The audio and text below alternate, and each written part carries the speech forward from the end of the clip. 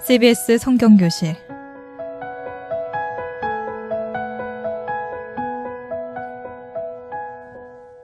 이 시간은 창세기부터 요한계시록까지 성경 66권 속에 숨어있는 하나님의 말씀을 함께 공부하는 시간입니다. 샬롬, 반갑습니다. 창세기를 여러분과 함께 공부할 새창교회 최영삼 목사입니다. 오늘 또 저를 도와주실 세 분 나오셨습니다. 안녕하세요. 새창교회 정화진 집사입니다.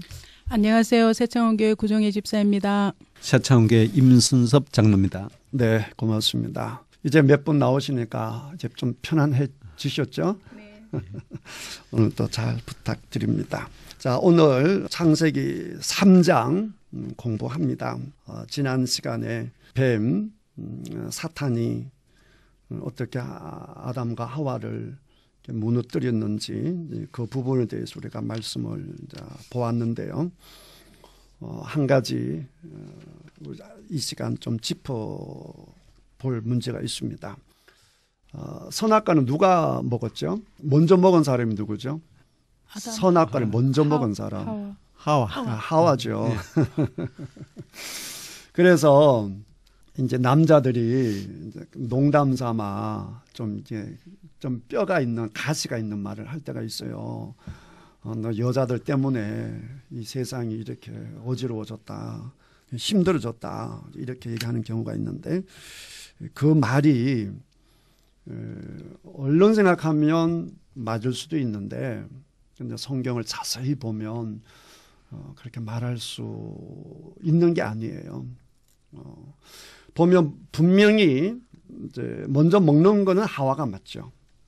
여자가 먼저 먹는데 그런데 그 자리에 누가 있었느냐를 하게 되면 하와 홀로 있었던 것이 아니라 아담이 함께 있었습니다.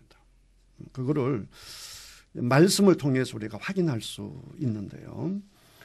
3장 1절에 보면 뱀이 여자에게 물어 이르되 하나님이 참으로 누구에게 그러죠? 노희에게 그러잖아요. 노희니까 한 사람을 얘기하는 게 아니죠.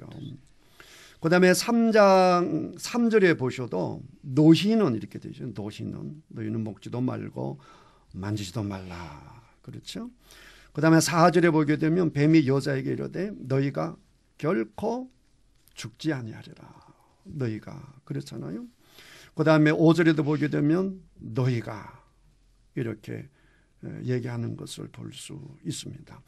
그리고 결정적으로 6절에 보게 되면 자 6절 우리 장로님 한번 읽어보시죠. 여자가 그 나무를 본즉 먹음직도 하고 보암직도 하고 지혜롭게 할 만큼 탐스럽기도 한 나무인지라 여자가 그 열매를 따먹고 자기와 함께 있는 남편에게도 주매 그도 먹은지라. 네. 아멘. 그때 보게 되면 여자가 그 열매를 따먹고 자기와 뭐라고 했어요? 함께 있는 그랬단 말이에요. 그러니까 이 모든 과정을 누가 다 본 거죠? 아담이 본 거잖아요. 그러니까 어떻게 보게 되면 책임이 더 있는 사람이 아담이라 볼 수 있어요. 그렇죠? 그러니까 하나님께 말씀 받은 사람도 아담이고 지난 시간에 말씀드렸잖아요. 하와는 아무래도 아담에게 이제 거쳐서 들었을 것이고 하나님께 직접 들은 사람은 아담인데 이 자리에 아담이 같이 있으면서 뱀의 얘기를 듣고 따먹는 걸 보면서 따먹을 때도 전혀 옆에서 말리지도 않고 이렇게 보면 오히려 책임론을 물으면 오히려 남자가 더 클 수가 있어요. 그래서 무조건 여자가 나쁘다 이렇게 할 수 없다라고 하는 것을 제가 참고적으로 말씀을 드리고요. 지난 시간에는 6절까지 공부했는데 오늘 7절부터 공부를 해보도록 하겠습니다. 7절 우리 정화진 집사님 한번 읽어보시죠.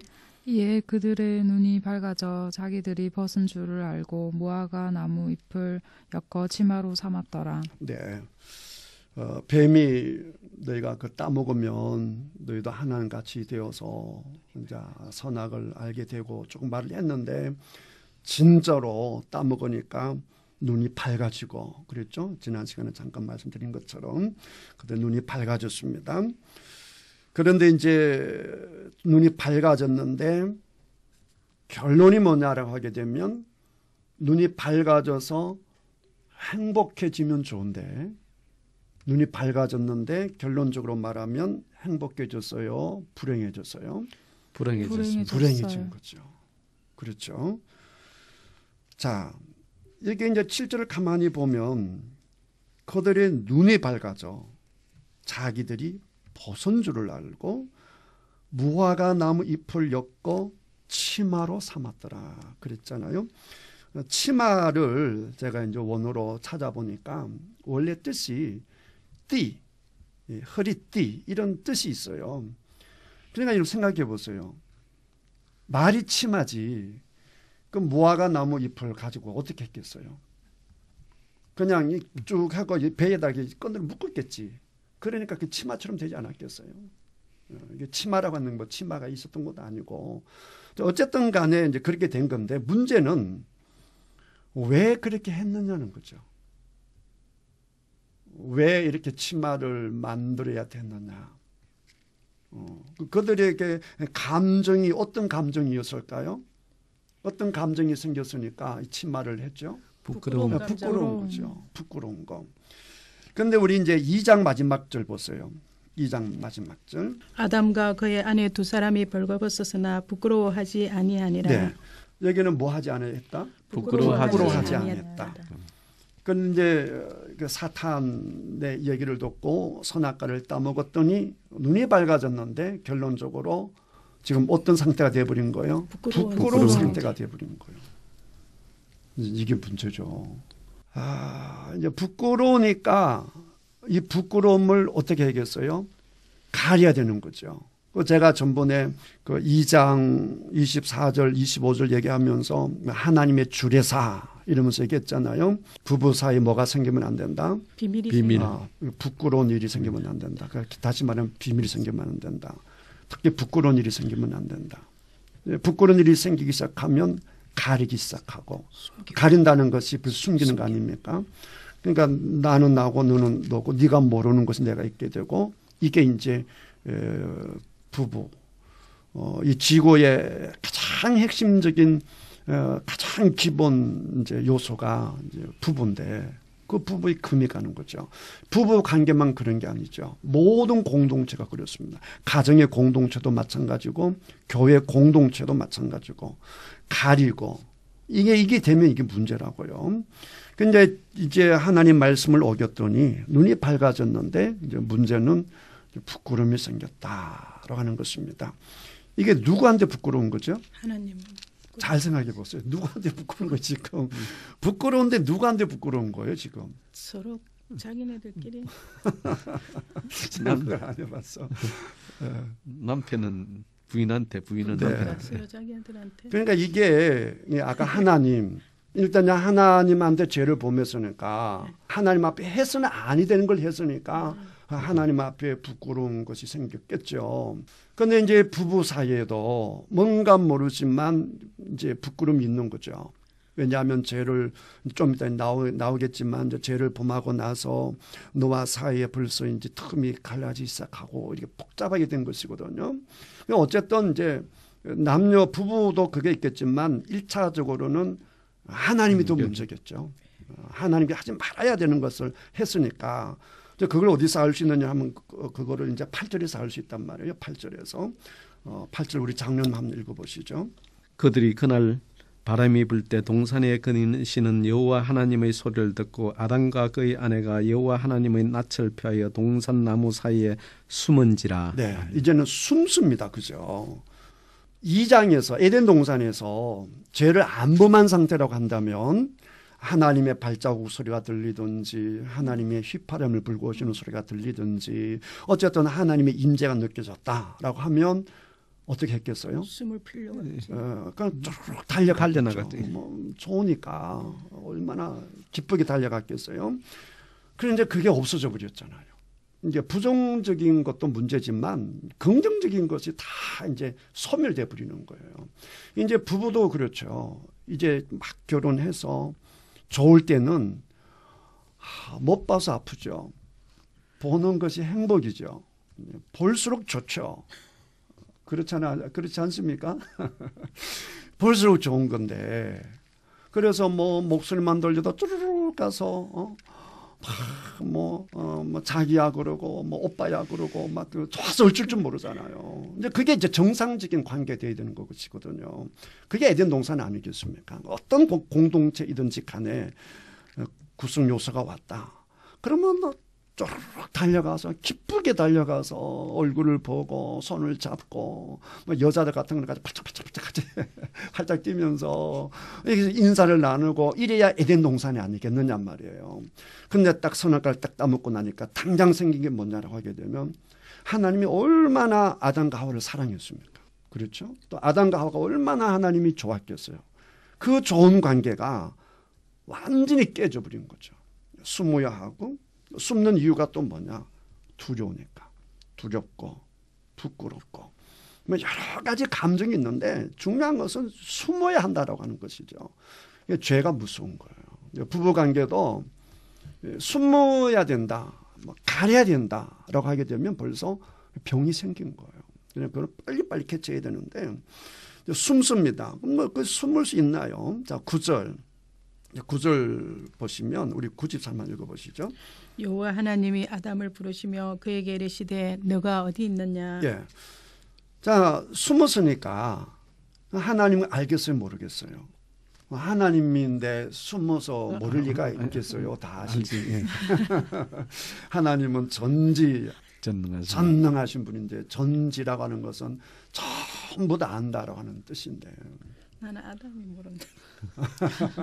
그래서 방송하다 보면 자꾸 그렇죠. 하나님 앞에는 숨을 수 있는 존재가 없죠. 자, 하나님이 이제 아담 곁으로 오신 것을 볼 수가 있고 왔는데 아담과 여자가 아직 이름도 안 정해졌으니까 아담과 여자가 숨어버렸어요. 그냥 하나님이 다 아시잖아요. 하나님 마음이 어떠하겠어요? 얼마나 속상하겠어요? 그렇죠? 얼마나 슬프겠어요? 그래서 이제 9절에 보게 되면 하나님이 아담에게 던지는 질문이 내가 어디 있느냐? 네가 어디 있느냐? 질문하시잖아요. 이거를 어떻게 질문했겠습니까? 다시 말하면 자, 내가 질문해 볼게요. 1번 막 화가 나서 막 소리 지르면서 네가 어디 있느냐? 이렇게 했겠어요? 아니면 2번 정말 자상한 음성으로 안타까운 음성으로 아담아 네가 어디 있니? 왜 그랬니? 이런 분위기일까요? 1번이겠어요? 2번이겠어요? 2번. 네. 뭐 우리가 하나님의 마음은 아니니까 뭐 정확히 알 수는 없지만 전체적으로 돌아가는 이제 맥락을 보게 되면 막 화를 내고 소리치고 하는 그런 분위기는 아니고 정말 하나님이 안타까워하시고 속상해하시고 하는 그런 모습을 우리가 볼 수 있는 겁니다. 내가 어디 있느냐. 아담의 기회를 주는 거죠. 내가 어디 있느냐. 그랬을 때 10절에 뭐라고 했느냐. 우리 정화진 집사만 읽어보시죠. 이르되 내가 동산에서 하나님의 소리를 듣고 내가 벗었으므로 두려워하여 숨었나이다. 예. 아멘. 이때 아담이 뭐라고 대답하는 것이 제일 좋겠습니까? 만약 여러분이 하나님이라고 한다면 아담이 어떻게 반응하는 것이 제일 좋겠습니까? 제가 말씀을 어겼나이다 하고 그렇죠. 솔직히 고백할겠어요. 네, 역시 장로님이에요. 그렇죠. 하나님 죄송합니다. 먹지 말라고 했는데 이 여자가 먹는데 내가 말리지도 않았습니다. 제가 죽을 증인입니다. 이러면 좋은데요. 변명하는 걸 볼 수 있죠. 12절 보시면 아담이 이르되 하나님이 주셔서 나와 함께 있게 하신 여자 그가 그 나무 열매를 내게 주므로 내가 먹었나이다. 이렇게 대답하는 것을 볼 수 있습니다. 여러분 아담의 그 대답을 잘 보시면 원망을 하고 있어요. 그렇죠? 누구를 네. 원망합니까? 하와.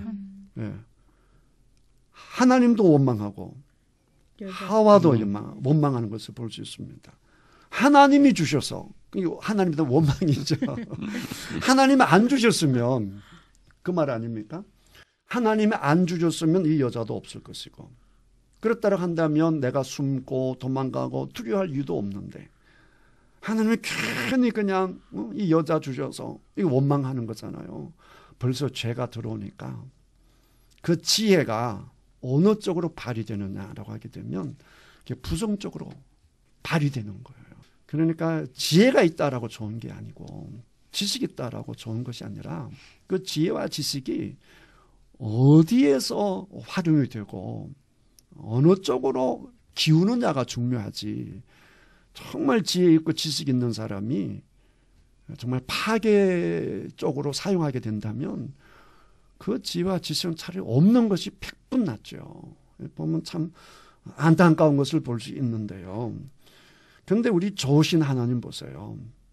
우리 같으면 막 화를 내고 내가 주니까 좋아서 내 뼈 중에 뼈요 살 중에 살이라고 뭐 덩실덩실 춤을 추고 뭐 어찌할 줄 모르더니 이제 와서 그 소리 하냐 뭐 화장실 갈 때 생각이 다르고 나올 때 생각이 다르냐 이러면서 막 화를 내실만 하신데 하나님 보세요. 일절 화를 안 내시고 그 아담의 얘기를 그대로 듣습니다. 그래? 그 여자 그랬단 말이지. 그러면 이제는 또 누구에게 질문하느냐라고 하면 13절 보면 여자에게 질문을 하죠. 우리 장로님 한번 읽어보시죠. 여호와 하나님이 여자에게 이르시되 네가 어찌하여 이렇게 하였느냐. 여자가 이르되 뱀이 나를 깨므로 내가 먹었나이다. 네. 아까는 그 남자가 변명했는데 이번에 보니까 여자도 뭐 하고 있어요? 변명하고 있습니다. 똑같죠. 여자도 아까 장로님처럼 하나님 죄송합니다. 제가 먼저 먹었어요. 이 남자는 죄가 없습니다. 내가 먼저 먹는 바람에 내가 먹이는 바람에 이 남자는 나를 사랑하니까 내가 사랑하는 내가 먹자 하니 같이 먹었습니다. 내 죄입니다. 이렇게 나와야 되는데 이게 이제 여자도 보게 되면 그렇게 나오는 것이 아니라 이제 변명하는 것을 볼 수 있습니다. 뱀이 나를 깨물어 내가 먹었습니다. 이렇게 대답하는 것을 볼 수 있습니다. 우리도 죄성이 있어서 이런 습성이 있죠. 근데 이건 참 안 좋은 습성이다라고 하는 것을 알면 좋겠고요. 그러니까 14절에 그러니까 이제 또 여자의 말을 그대로 듣기만 하죠. 우리 같으면 그걸 말이라고 하냐 막 그러면서 충분히 그럴 수 있지 않습니까? 뭐 너희들이 뭐가 부족해서 이 동산을 다 너에게 주고 뭐 내가 너희들이 원하는 거 다 줬는데 뭐가 부족하다고 그랬냐 막 이러면서 막 노발 하실 수 있을 터인데 전혀 그러지 않으시고 또 하와가 여자가 대답하니까 그대로 받아들이잖아요. 그대로 받아들이고 뱀에게 이제 우리 하나님께서 말씀하시는데 태도가 다릅니다. 자, 14절을 우리 93만 읽어보시죠. 여호와 하나님이 뱀에게 이르시되 너가 이렇게 하였으니 내가 모든 가축과 들의 모든 짐승보다 더욱 저주를 받아 배로 다니고 살아있는 동안 흙을 먹을지니라. 네, 거기까지. 아담에게는 질문을 했죠. 그 다음에 여자에게도 내가 어찌하여 이렇게 하였느냐 이렇게 질문을 던졌죠. 자, 뱀에게는 질문을 던집니까? 안 던집니까? 안 던집니다. 안 던집니다. 바로 뭐 해버리느냐? 저주를 해버립니다. 사랑의 하나님도요. 사탄은 대화 상대로 하지 않습니다. 그냥 저주해버립니다. 우리도 마찬가지예요. 절대로 사탄의 하수인인 특별히 뭐 이단들 있잖아요. 이런 자들하고는 대화하는 게 아니에요. 우리는 우리들에게 원수는 하나밖에 없습니다. 사탄입니다. 사탄은 대적할 상대지 절대로 대화할 상대가 아니다라고 하는 것을 우리 하나님께 친히 본을 보여주시는 것입니다. 뱀에게는 말할 기회를 안 줍니다. 그래서 누군가가 그런 재밌는 말을 했는데 뱀을 보면 이 혀를 계속 날랑날랑 이 뱀은 이 혀를 쉬지 않고 날름거리거든요. 왜 쉬지 않고 날름거리느냐? 이때 대답을 못 해가지고 대답을 못 해가지고 말을 하고 싶어서 이제 농담 삼아 이제 그런 얘기를 하는데 어쨌든 사탄에게는 말할 기회를 안 준다. 아무리 말하고 싶어서 날름날름거려도 말할 기회를 주면 안 된다. 그러니까 이단들 보세요. 막 찾아와가지고 얼마나 날름거리는지 몰라요. 날름 그러면서 대화하자 그러는데 절대로 그들하고는 대화할 것이 아니다. 그런데 이제 뱀에게 저주한 내용이 보면 제가 다시 한번 읽어보시면 그 저주한 부분을 네가 모든 가축과 들의 모든 짐승보다 더욱 저주를 받아. 그렇죠? 배로 다니고 뱀 보면 그냥 바닥에 기어서 다니잖아요. 살아있는 동안 흙을 먹을지니라 그랬단 말이죠. 그럼 이 말씀 그대로라고 한다면 뱀이 뭘 먹고 살아야 됩니까? 흙을 먹고 살아야 되잖아요. 장로님은 지리산에 태어나셨으니까 뱀을 많이 아실 터인데 뱀이 뭐 먹고 살아죠? 개구리도 먹고 뱀도 먹습니다. 그렇죠. 제일 잘 먹는 게 개구리죠. 뱀은 뭐 개구리를 잡아먹고 쥐를 잡아먹고 큰 뱀은 뱀도 잡아먹고 이렇게 하지 흙만 먹고 사는 뱀은 없는 거거든요. 그러니까 이제 이런 것을 해석할 때에 이제 이런 것은 어떤 문학적인 그런 의미가 있는 거예요. 그래서 이런 표현을 좀 다른 쪽에 보게 되면 유사한 표현들이 있거든요. 그걸 보면서 이게 무슨 의미냐라고 하는 것을 한번 살펴보도록 하겠습니다. 이사야서 49장 23절 이사야서 49장 23절 한번 읽어보시죠. 왕들은 내 양부가 되며 왕비들은 내 유모가 될 것이며 그들이 얼굴을 땅에 대고 내게 절하고 내 발에 티끌을 핥을 것이니 내가 나를 여호와인 줄 알리라. 나를 바라는 자는 수치를 당하지 아니하리라. 네, 여기 보게 되면 왕들은 너의 양부가 되고 왕비들은 내 유모가 될 것이며 왕하고 왕비들이 너를 돌보고 사랑하고 또 심지어 유모면 사랑할 뿐만 아니라 막 도와주고 이런 존재가 된다는 굉장한 존재가 된다는 거 아닙니까? 그렇죠? 그들이 얼굴을 땅에 대고 너에게 절하고 왕과 왕비들이 땅에 대고 너에게 절하고 그렇게 말하죠. 그 다음 내 발에 티끌을 핥을 것이니 네가 나를 여호와인 줄을 알리라. 그렇게 말하는 것을 볼 수 있어요. 그냥 여기서 말하는 걸 보게 되면 땅에 대고 땅은 흙이잖아요. 땅에 대해서 절하고 내 발에 티끌을 핥을 것이다 라고 하는 것은 가장 비참하게 되는 거죠. 가장 비천하게 된 저주받은 모습, 전쟁하게 되면 포로들의 모습 이런 비참한 모습을 상징한다는 걸 볼 수 있죠. 자, 미가서 7장 17절을 보겠습니다. 미가서 7장 17절 우리 정환이 자 다시 한번 읽어보시죠. 그들이 뱀처럼 티끌을 핥으며 땅에 기는 벌레처럼 떨며 그 좁은 구멍에서 나와서 두려워하며 우리 하나님 여호와께로 돌아와서 주로 말미암아 두려워하리이다. 자, 여기 보면 아예 뱀처럼 나와 있잖아요. 그렇죠? 그들이 뱀처럼 무엇을 핥아요? 티끌을 핥으며. 뱀이 아까 흙을 먹는다라고 했잖아요. 뱀처럼 티끌을 핥으며 땅에 기는 벌레처럼 떨며 그 좁은 구멍에서 나와서 두려워하며 이랬단 말이에요. 그러니까 배로 땅에 다닌다라고 하는 것은 가장 저주스러운 모습을 표현하는 거죠. 가장 비참하고 저주스러운 모습, 가장 수치스러운 모습, 사랑받지 못하는 모습 그런 걸 얘기하는 거예요. 너는 이제 그런 존재가 될 것이다.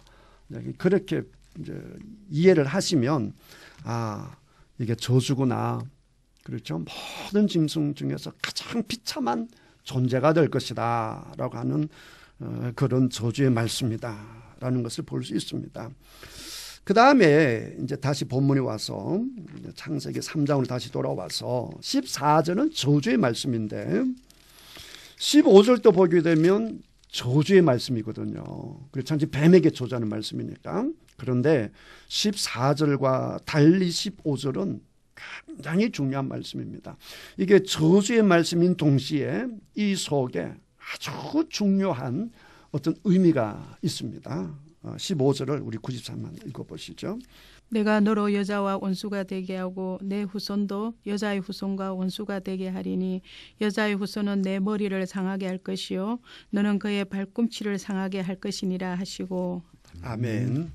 이게 이제 굉장히 중요한데 이게 분명히 이제 뱀에게 던져주는 지금 저주를 하는 가운데 주신 말씀인데 이 말씀 속에 보게 되면 저주만 있는 것이 아니라 뱀에게는 저주지만 우리들에게는 기쁜 소식이 이 속에 포함되어 있습니다.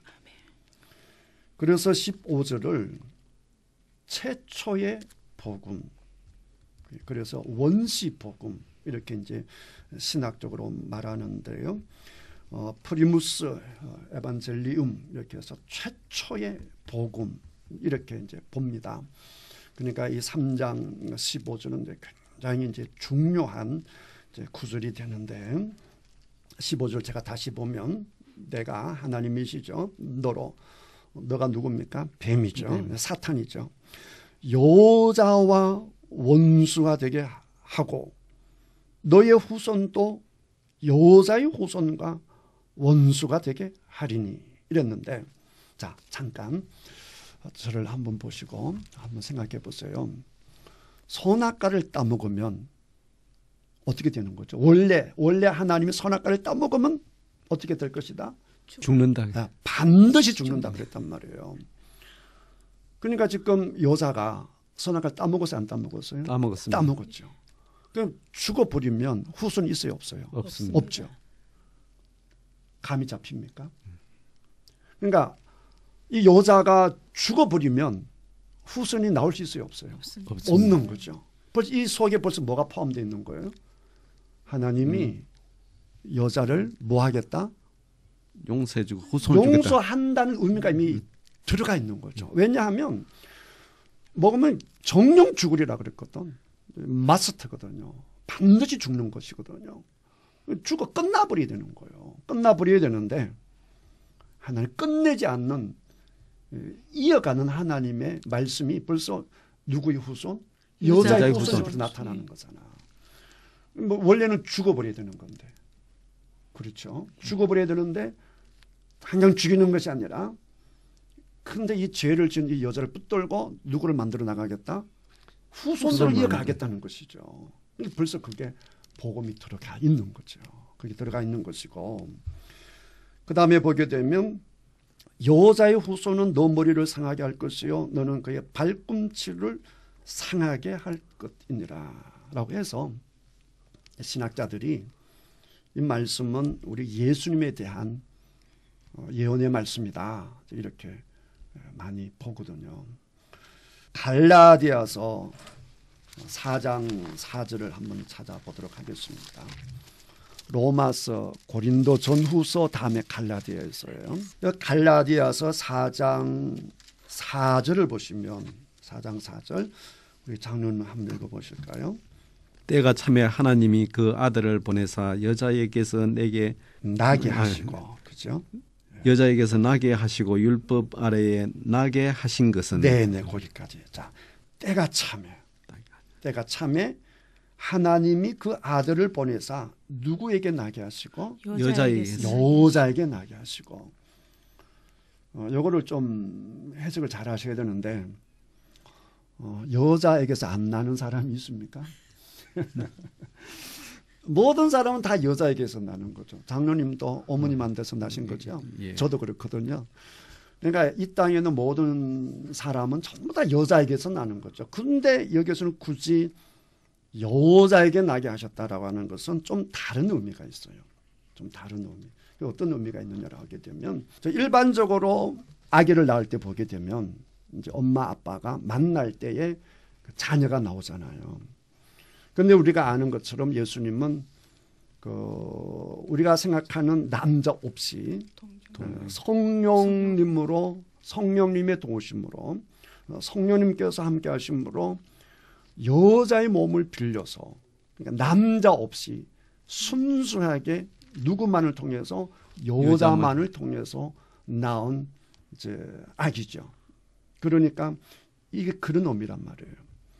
그렇게 돼야 되는 이유가 뭐냐라고 하게 되면 만약에 정상적인 남자의 몸을 빌렸다라고 하게 되면 예수님도 뭐가 될 수밖에 없다?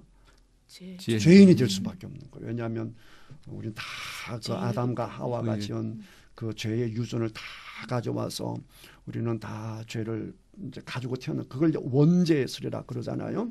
그러니까 만약에 예수님이 죄가 있으시다. 그러시다고 한다면 예수님이 십자가에 돌아가셔도 우리들하고는 상관이 없죠. 당신의 죄로 당신이 돌아가시는 것이니까 우리하고는 전혀 관계가 없죠. 그래서 예수님은 죄가 없으신 모양으로 오셔야 하기 때문에 우리 예수님은 여자의 몸에서 나셨다. 이제 그걸 얘기하는 것이거든요. 때가 참에라고 하는 것은 아까 얘기했다시피 가장 먼저는 아까 3장 15절 창세기 3장 15절도 있고 그다음에 구약에 수많은 예언들의 말씀 있잖아요. 메시아가 오신다. 예수님 오신다. 그 수많은 말씀이 다 예언이 됐는데 그 예언이 이루어질 뭐가 찬 거예요? 때가 찬 거죠. 때가 차니까 우리 하나님께서 성령님을 통해서 예수님을 동정녀인 마리아 몸을 통해서 예수님을 나게 하셨다. 그게 이 속에 들어가 있는 이제 것입니다. 그걸 이제 생각해 보시고 이제 다시 우리 창세기 3장 15절로 와서 보면 이게 굉장히 중요한 거니까 우리 구집사님이 3장 15절을 다시 한번 읽어보세요. 다시 한번. 내가 너로 여자와 원수가 되게 하고 내 후손도 여자의 후손과 원수가 되게 하리니 여자의 후손은 내 머리를 상하게 할 것이요 너는 그의 발꿈치를 상하게 할 것이니라 하시고. 예.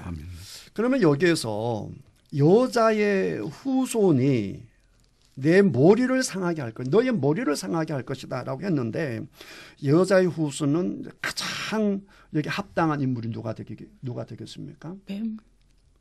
아니지. 여자의 후손이니까 예수님이죠. 예수님. 왜냐하면 뱀이 자기 머리를 상하게 할 일은 없잖아요. 예, 그러니까 예수님이시지.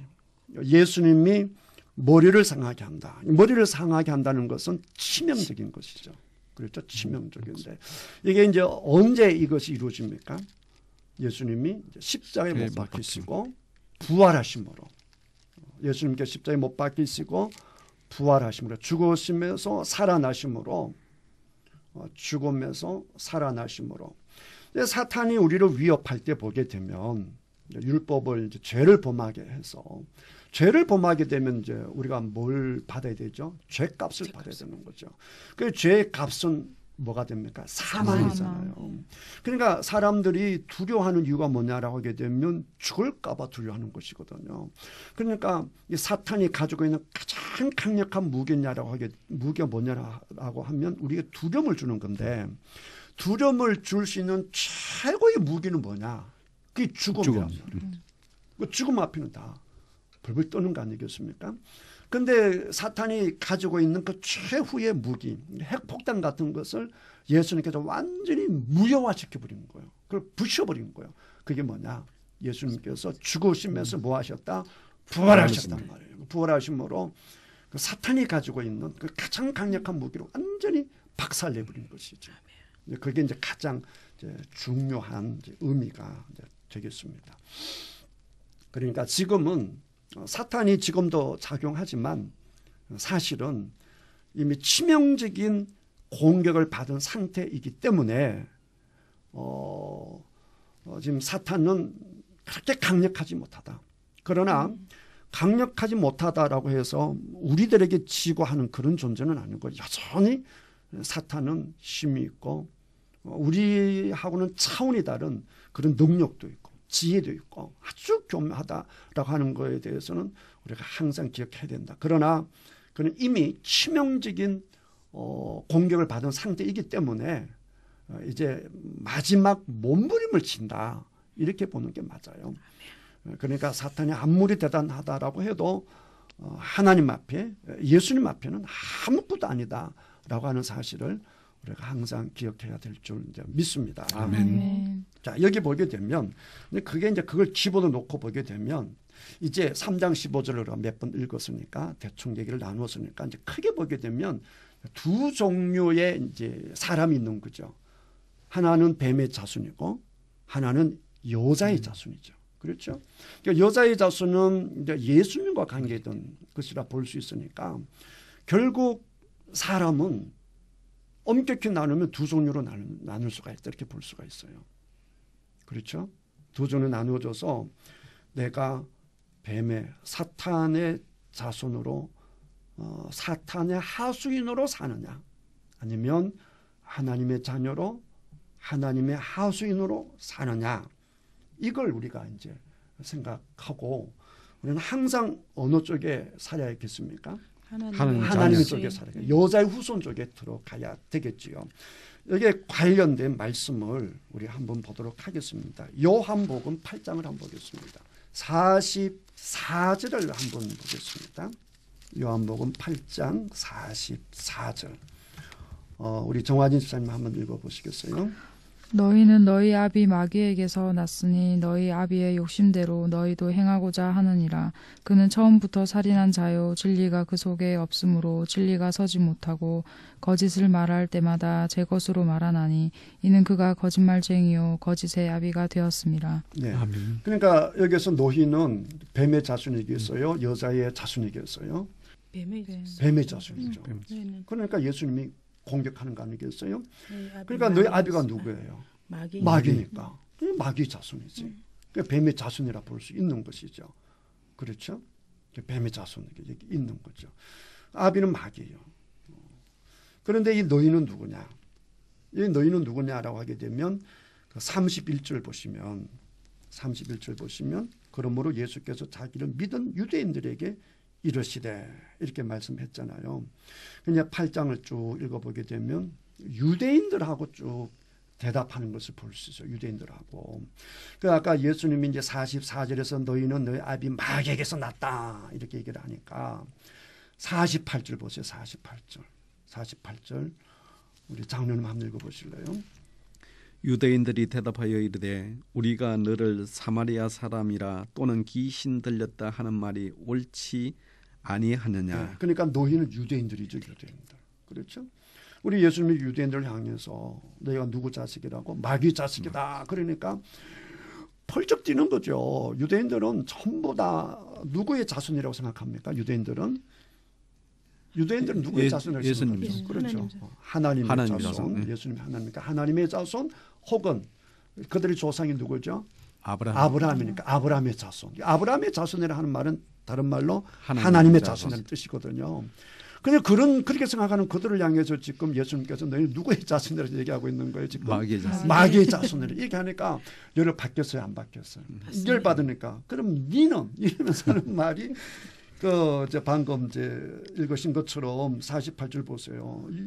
열 받은 유대인들이 대답하여 이르되 우리가 너를 어디 사람이다? 사마리아 사람. 그러니까 유대인들은 사마리아 사람을 짐승 취급하잖아요. 그러니까 귀신 들린 사람하고 동쪽에 놓고 보는 걸 볼 수 있어요. 너를 사마리아 사람이라 아니면 귀신이 들렸다. 이렇게 막 변명하는 것을 볼 수 있습니다. 여기서 뭘 알 수 있느냐라고 하게 되면요. 이게 굉장히 심각한 깨달음이에요. 유대인들은 추호도 의심하지 않고 나는 누구의 자손이다? 하나님의 자손이라는 거예요. 그런데 정작 하나님이신 예수님은 너희는 누구의 자손이다? 마귀의 자손이라는 거예요. 왜 무섭냐? 이거 우리가 그렇게 될 수 있다는 거죠. 교회 다니는 사람 중에 뭐 내가 마귀의 자손이다 생각하는 사람 누가 있겠어요? 그렇지 않겠어요? 교인들 아무 이제 예를 들어서 이제 우리 교회 말고 다른 교회 가가지고 딱 이제 같이 예배 드리는데 예배 조금 좋은다 그래야죠. 탁 치면서 너 마귀의 자손이지 그래봐요. 막 난리 납니다. 아니, 교인들 치고 내가 딱 그 사람을 지목해서 너 마귀의 자손이야. 그래 봐요. 교인들 중에 할렐루야 그런 사람 누가 있겠어. 아무도 없지. 다 막 화를 내고 그러지. 그렇지만 하나님 눈에는, 예수님의 눈에는 뭐가 될 수 있다는 거예요? 마귀의 자손이 될 수 있다는 거죠. 내가 그렇게 될 수 있다는 것이죠. 그러니까 이게 단순히 웃을 일이 아니라 이건 정말 우리가 날마다 고민해야 되고 정말 정신갑주를 입어야 될 이유가 여기 있는 겁니다. 여기에 관련해서 좀 더 찾아보도록 하겠습니다. 로마서 16장을 보겠습니다. 자, 로마서 16장 20절 우리 장로님 한번 읽어보시죠. 평강의 하나님께서 속히 사탄을 너희 발 아래에서 상하게 하시리라. 네, 감사합니다. 고백합니다. 평강의 하나님께 속히 사탄을 너희 발 아래 상하게 하시리라 라고 하셨는데 이 문맥을 좀 볼 필요가 있습니다. 그 문맥을 보려면 17절부터 보시면 17 로마서 16장 17절 이해합니다. 제가 한번 읽어볼게요. 형제들아 내가 너희를 권하노니 너희가 배운 교훈을 거슬러 분쟁을 일으키거나 거치게 하는 자들을 살피고 그들에게서 떠나라. 거슬러 분쟁을 일으키거나 그 다음에 거치게 하는 자들, 이게 누구의 자손이 되겠습니까? 마귀의 자손, 뱀의 자손 되겠죠. 사탄의 자손. 18절에 이 같은 자들은 우리 주 그리스도를 섬기지 아니하고 다만 자기들의 배만 섬기나니 교활한 말과 아첨하는 말로 순진한 자들의 마음을 뭐한다? 미혹한다. 뱀이 아까 봤다시피 그 창세기 3장 앞부분에 지난주 공부했다시피 그런 특징을 지금 18절에서 그대로 지금 옮기고 있잖아요. 그렇죠? 교활한 말, 아첨하는 말, 그리고 순진한 자들의 마음을 미혹하는, 이게 전부 다 사탄의 자손이요, 뱀의 자손이죠. 그런 자들은 우리가 그냥 대적해서 물리쳐야 된다라고 하는 것을 알 수가 있고, 이런 자들이 어디 안에 있을 수 있느냐라고 하게 되면 교회 안에 있을 수 있다는 거예요. 문제는. 그러니까 뱀의 자손이다라고 해서 뱀의 자손은 이단에만 있는 게 아니라 술집에만 있는 게 아니라 어디 안에도 있을 수 있다. 교회 안에도 있을 수 있다라고 하는 것이 계속된 성경의 가르침이에요. 그래서 우리가 정말 긴장해야 된다라고 하는 것을 우리가 알 수가 있고요. 그 다음에 사도행전 13장 10절을 보겠습니다. 사도행전 13장 10절을 보겠습니다. 사도행전 13장 10절을 보시게 되면 이제 바울과 바나바가 처음으로 선교 여행을 떠나서 처음으로 이제 발생하는 사건이 있는데요. 여기 보게 되면 자 9절 10절을 우리 93을 한번 읽어보시죠. 바울이라고 하는 사울이 성령에 충만하여 그를 주목하고 이르되 모든 거짓과 악행이 가득한 자요 마귀의 자식이요 모든 의의 원수요 주의 바른 길을 굽게 하기를 거치지 아니하겠느냐. 네, 여기 보게 되면 바울이 성령이 충만해서 한 사람을 보죠. 그를 주목하고 그랬잖아요. 그가 누구냐라고 하게 되면 8절에 보니까 마술사 엘루마예요. 그렇죠? 이 사람이 딱 보니까 누구의 자식이에요? 마귀의 자식, 뱀의 자손, 사탄의 자손. 그래서 이제 바울과 바나바가 본격적으로 선교지 막 나가는데 처음부터 딱 막아서서 회방하고 방해하고 하는 것을 볼 수가 있죠. 그러니까 뱀의 자손은 끊임없이 하나님의 자손을 반대하고 하나님 나라가 확장되는 것을 반대하고 어떻게든지 발꿈치를 물고 공격해서 두려워서 도망가게 만드는 것이 이 뱀의 자손이다라고 하는 것을 우리가 알아야 할 것입니다. 그 다음에 다시 3장 15절로 와서 이게 이제 성경 전체로 이게 연결되는 것이거든요. 이게 3장 15절이. 그래서 이제 성경 마지막 책이 무슨 책이죠? 계시록. 계시록이죠. 창세기가 시작의 책이라고 한다면 계시록은 이제 마지막의 책인데 그 마지막 책에 보면 이 3장 15절의 내용이 계시록에도 나와요. 계시록에도 나오는데 우리 계시록을 그런 의미에서 한번 찾아보면 자 12장을 한번 가보겠습니다. 12장. 자 요한계시록 12장. 그게 보시면 12장 위에 제목이 나와 있어요. 그렇죠? 제목이 뭐라고 나와 있습니까? 여자와 용. 여자와 용으로 나와 있습니다. 그러니까 여자의 자손, 용의 자손 간단하게 딱 이게 되잖아요. 그러니까 여자하고 용하고 뭐 하겠어요? 서로 전쟁하는 거죠. 그렇죠. 서로 전쟁하는 거죠. 17절 보시면 요한계시록 12장 17절을 보시면 자, 정화진 지사님 한번 읽어보시죠. 용이 여자에게 분노하여 돌아가서 그 여자의 남은 자손 곧 하나님의 계명을 지키며 예수의 증거를 가진 자들과 더불어 싸우려고 바다 모래 위에 서 있더라. 자, 여기 보게 되면 여자의 자손이라고 해놓고는 여자의 자손이 어떤 사람인지 설명해 놓은 게 있죠. 그렇죠. 여자의 남은 자손 곧 이제 설명해 주는 거 아니겠습니까? 하나님의 무엇을 지키며 계명을 지키며 하나님의 말씀을 지키며 그러니까 하나님의 자손이니까 하나님의 말씀 지키지. 아까 예수님께서 말씀하실 때 너 아비가 마귀야. 그러니까 그 자손은 누구의 말을 듣겠어요? 마귀의 말을 듣는 거죠. 그러니까 하나님의 자손은 하나님의 말씀을 들어야 그게 하나님의 자손이라 할 수 있지 않겠어요? 아멘. 하나님의 계명을 지키며 그다음 누구의 증거를 가진 자들이에요? 예수님의 예수님의 증거를 가진 자들이죠. 예수님의 자손들이니까 더불어 싸우려고 누구랑 싸우겠어요? 용과 싸우는 거죠. 용과 싸우는 것이죠. 여기 보게 되면 여전히 우리 주님 오시는 그날까지 여자와 용의 전쟁은 계속될 것이다 라고 하는 것을 볼 수 있습니다. 그러니까 이제 사탄이 완전히 이제 무적행에 가기 전까지는 최후의 발악을 하는 겁니다. 그러니까 여러분 항상 염두에 두시고 나는 어떤 자손이야겠습니까? 하나님의 자손. 이제 창세기 3장 15절에 따라오면 여자의 자손에 우리가 속한 사람이 되어야 하겠습니다. 그리고 딱 죽고 나면 딱 두 부류로 다 구분됩니다. 하나는 뱀의 자손이 가는 곳, 그것이 어디겠어요? 지옥이겠죠. 우리는 죽어도 가서는 안 될 곳이 딱 한 군데 있습니다. 그게 어디입니까? 지옥이죠. 그러니까 우리는 무슨 일이 있어도 여자의 자손, 예수님의 자손, 복음의 세계 속에 우리가 있어야 된다라고 하는 것을 우리가 이 말씀을 통해서 우리가 받아들여야 될 줄 믿습니다. 아멘. 자, 오늘은 특별히 3장 15절이 이제 중요하기 때문에 이제 여기에 많은 이제 설명을 하다 보니까 시간이 거의 다 되었는데요.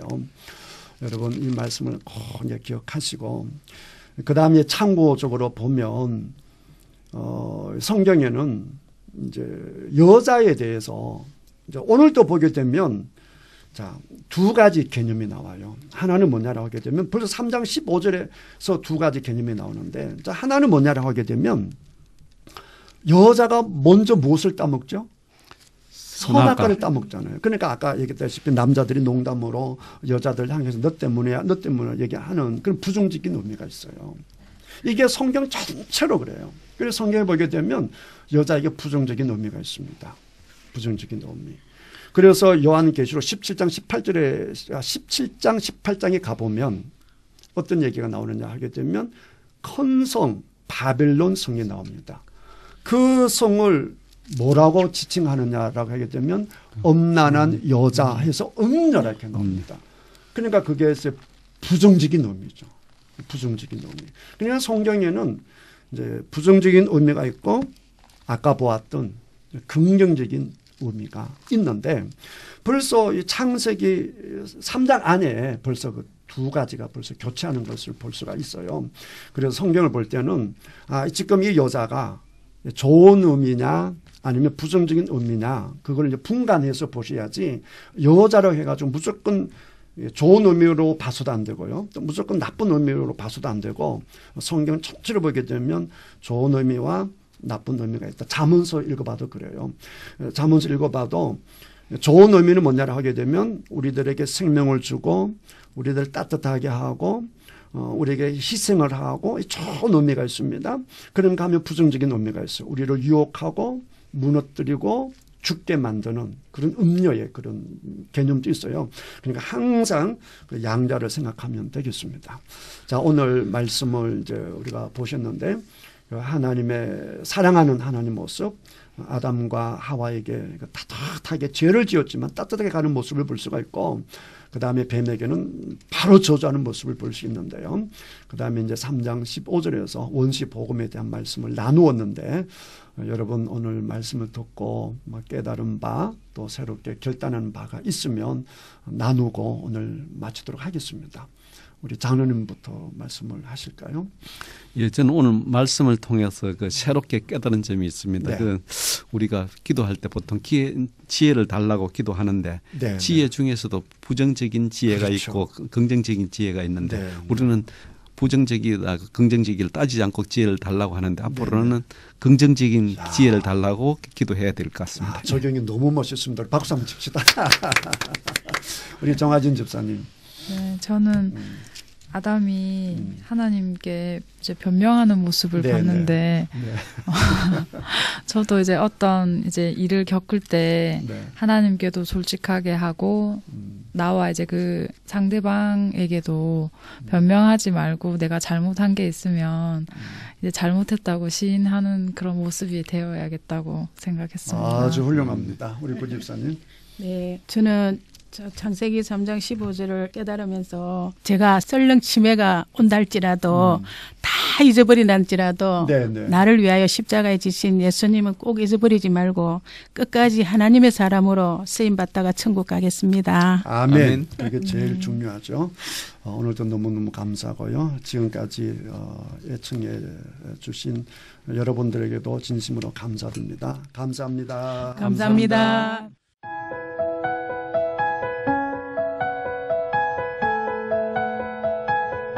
CBS 성경교실 지금까지 새창원 교회 최영삼 목사였습니다.